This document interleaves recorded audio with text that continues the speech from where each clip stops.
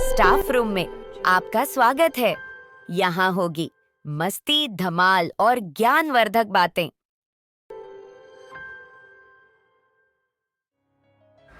नमस्कार। Staff room में एक बार फिर से आपका हार्दिक स्वागत है। आज मैं आपके लिए सर्वेश्वर दयाल सक्सेना की एक कविता लेकर के आया हूँ। सुनने वाले का ज़मीर एक बार जगा देती है ये पोएम। इस कविता को ज़रूर सुनिएगा और अपने बच्चों को भी सुनाइएगा। तो शुरू करते हैं।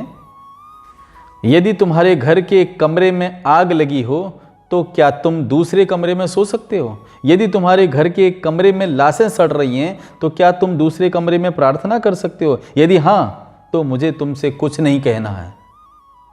देश कागज पर बना नक्शा नहीं होता कि एक हिस्से के फट जाने पर बाकी हिस्से उसी तरह साबुत बने रहें और नदियां, पर्वत, शहर, गांव वैसे ही अपनी अपनी जगह दिखें, अनबने रहें। यदि तुम यह नहीं मानते तो मुझे तुम्हारे साथ नहीं रहना है। इस दुनिया में आदमी की जान से बड़ा कुछ भी नहीं, न ईश्वर, न ज्ञान, न चुनाव।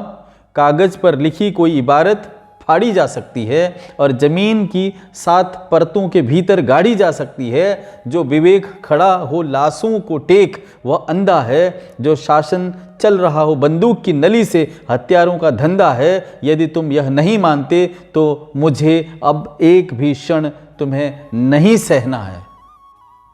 याद रखो, एक बच्चे की हत्या, एक औरत की मौत, एक आदमी का गोलियों से चिथड़ा तन किसी शासन का नहीं, संपूर्ण राष्ट्र का है पतन। ऐसा खून बहकर धरती में जज्ब नहीं होता, आकाश में फहराते झंडों को काला करता है। जिस धरती पर फौजी बूटों के निशान हों और उन पर लाशें गिर रही हों, वह धरती तुम्हें तुम्हारे खून में आग बनकर नहीं दौड़ाती तो समझ लो तुम बंजर हो गए हो।